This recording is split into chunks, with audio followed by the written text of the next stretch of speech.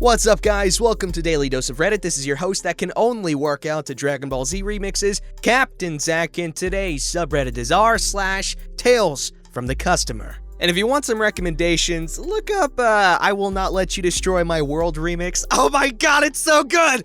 Alright, for your first taste of my voice acting prowess is a story called This Incident Turned Me Off This Company for Good. I had caffeine, by the way. This story takes place somewhere between 2006 to 2008. Can't recall exactly. It's a bit of a long story, but I'll try to condense it where I can. For backstory, I was working part-time doing after-school tutoring, and having a cell phone was crucial for those delightful times the boss decided to move appointments around without telling me. I worked out of different schools, and it wasn't possible to get me messages through the school's office. Hence, cell phone. Well, the time came that I lost the phone, looked around, couldn't find it. Figured I'd just replace it. I called my mobile company, Hell Mobility, and was informed that I was eligible for an upgrade. I could get up to $160 in credit off a phone. I was rather excited by this, as I was between paydays and had less than $20 in my account.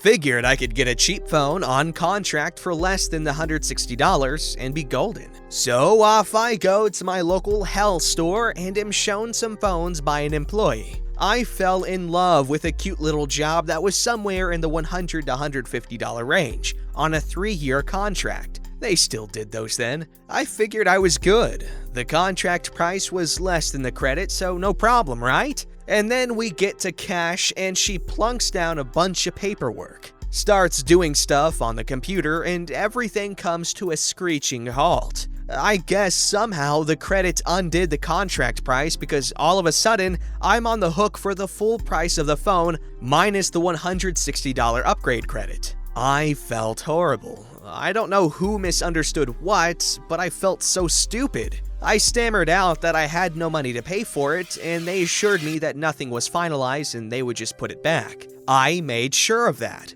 They said nothing would go through, so I left. I did not take the phone and no money changed hands. Sometime later, after I was calmer, I realized I still needed the phone. Couldn't face going back in there and still didn't quite understand what happened, but decided to just switch companies. New store for a different company. Sell us. Just happened to be within walking distance. Strolled over, found something I liked, signed on the dotted line, and off I went. Super excited.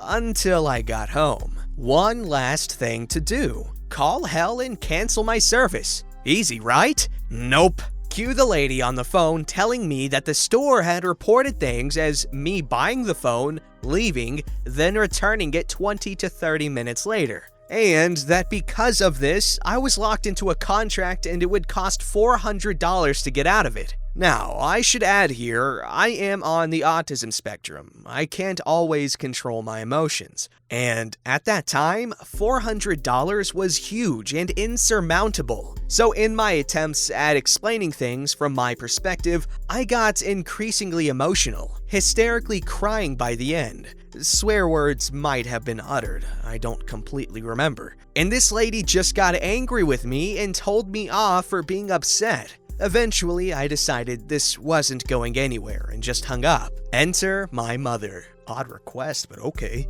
I called her after hanging up and was still crying so hard she legit thought someone died. She eventually got me calm enough to explain. She knew I couldn't handle doing this without losing it again, so ordered me to get her approved to talk on my behalf. I did that. She called them. The result of that call was to go get the store to call themselves to try and straighten it out. We ended up going to the store 3 to 4 times and getting them to call because nothing ever got fixed. We would be told it was fine, but then it wasn't. We jumped through hoops for weeks. Luckily, my mom had them stick my phone on this $12 a month disconnected fee since I still couldn't find it, and this took so long the bills would have kept adding up.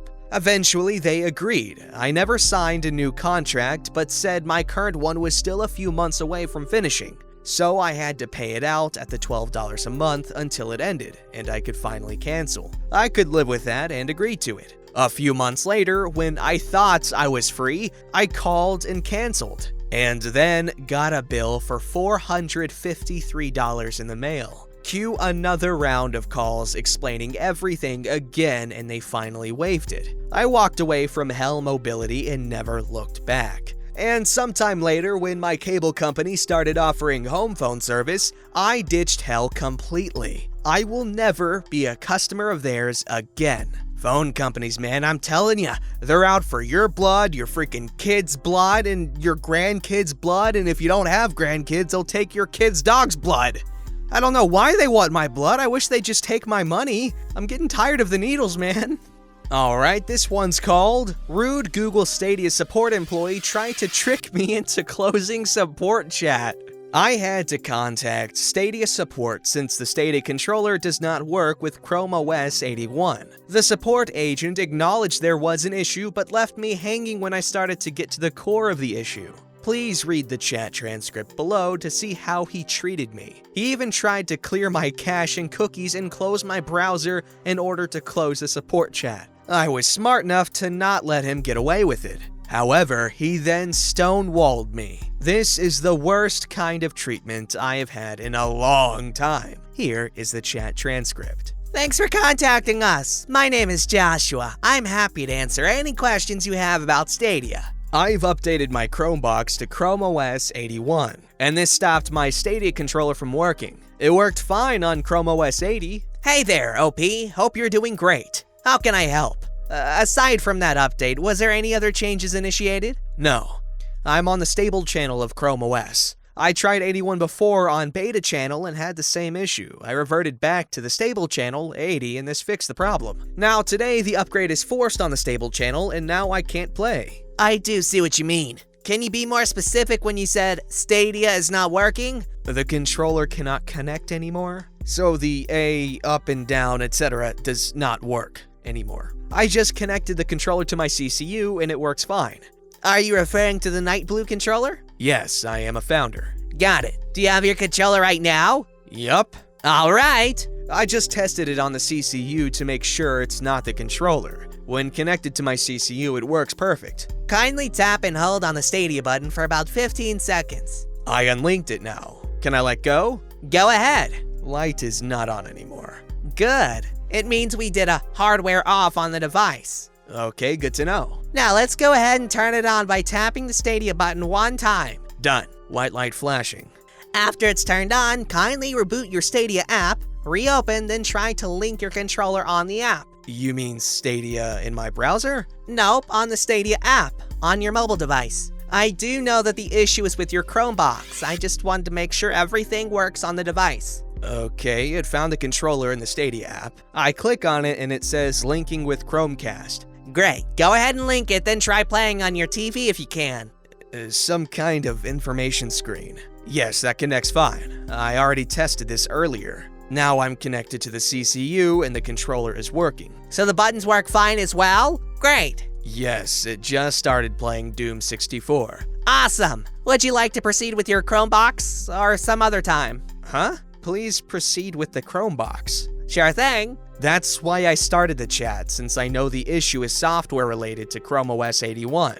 Are you connecting the controller wirelessly? Yes. I tried connecting with wireless before while I was on the beta channel, but this did not work back then either. Did not recognize it. If your Stadia controller is connected to the Chromecast, go to the home screen, then hold the Stadia button, and then select Unlink and turn off controller. I have unlinked it. Great. But first, let's clear the cache and cookies on your Chrome browser before we proceed. Then reboot the browser. Incognito is fine as well? We'll get to that. Please let me know if you're done. If I close my browser, will I be reconnected to you? Just use another window. Okay, done. Cache and cookies clear.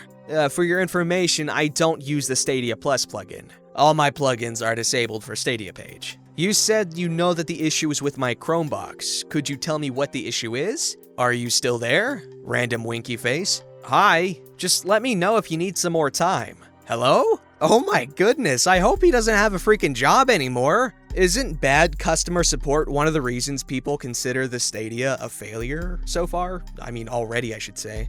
Like, that thing was considered a huge flop from the get-go, and I was considering buying one too. Like, I actually kind of really wanted one because I didn't have a PS4 Pro at the time, and some of the features sounded really good. And I was aware that people were saying it's too good to be true, and it more or less was, but I was still interested. But obviously, I didn't buy one because I don't want to drop $100 at one time. I'm cool with spending like $20 5 times, but I'm not okay with spending $100 one time because I'm stupid and I don't realize that it's the same amount of money. And if you're a customer service person, I know your job sucks, but do it if you have the job. Goodness, if you don't want to do it, then just like quit or just don't get the job to begin with. Okay, just don't be Joshua, okay? And now, if your name is Joshua, I'm not gonna like you as much as I could have because, well, I'm prejudiced against Joshuas now. Unless you're Josh Peck. He was really good in Red Dawn. But I like Drake Bell more. He voiced Spider-Man. Also, his album Ready Steady Go was so good.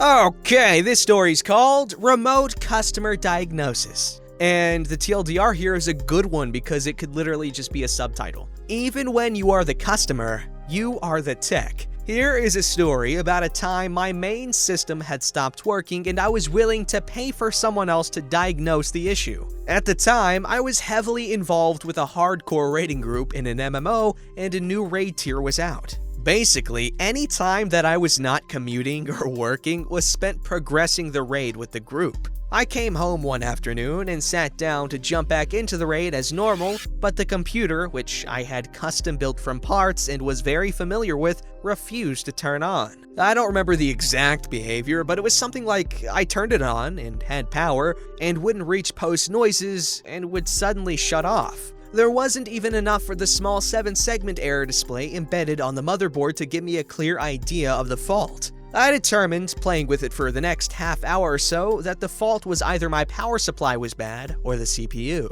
It was most likely the power supply, but I didn't have a spare for either of them on hand to test with, and I was concerned buying a new supply even with rush shipping, nobody local had what I wanted, would take too long and be spending money in the wrong direction as a CPU failure was going to be replacing a lot more pieces that are rather expensive. I decided to bite the bullet and take it down to a local store to have them look at it, to get the right answer quickly to give my raid team an accurate time frame for repair. The person at the desk was the person you want to work with. They valiantly tried to tell me to save me the money as I was obviously capable. We can diagnose it, but from your troubleshooting, it's most likely the power supply. You should probably just buy a new one and install it yourself. I know it's probably the power supply, but nobody has what I'm looking for locally, so it will take several days. If I have to replace the processor, I'm going to be replacing a lot more pieces, so I want to be sure I can get an accurate repair time frame without wasting money. He tried a bit more, you can return the power supply,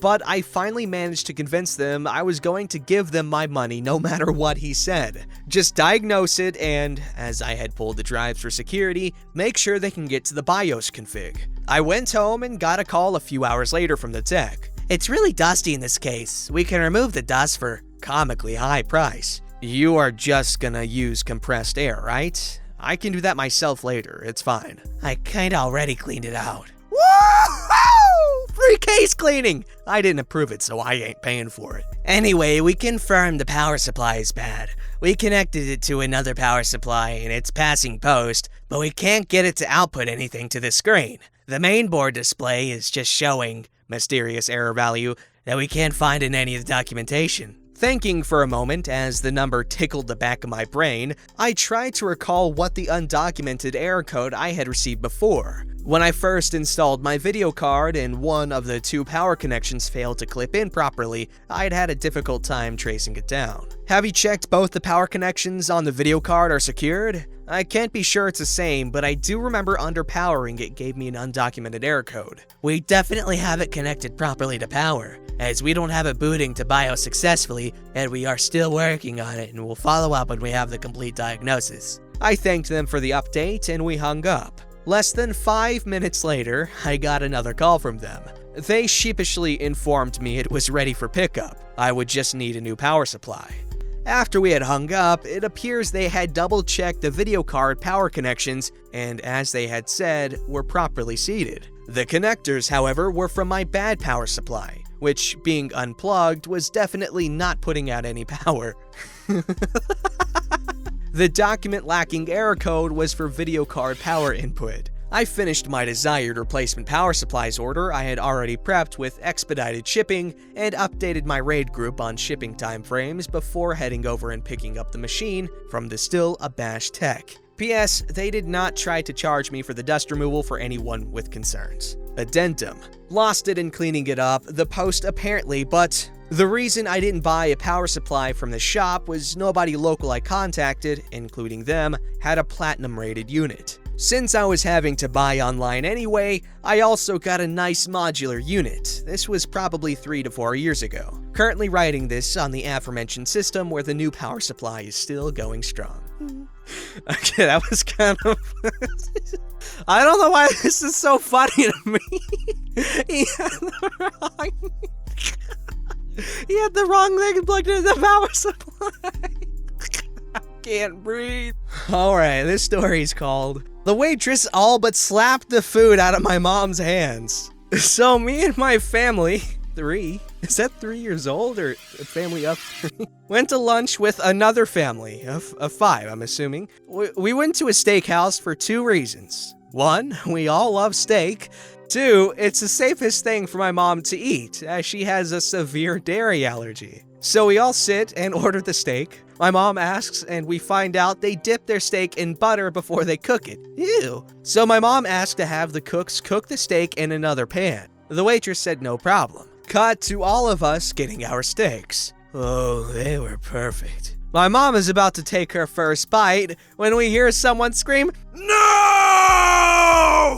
from across the restaurant. We look and there's our waitress running at us. She gets to the table and takes my mom's plate, out of breath. She tells us the cook messed up and put the butterless steak on the wrong plate, and she had seen my mom about to eat the steak. Mom got a new steak and we left the waitress a big tip.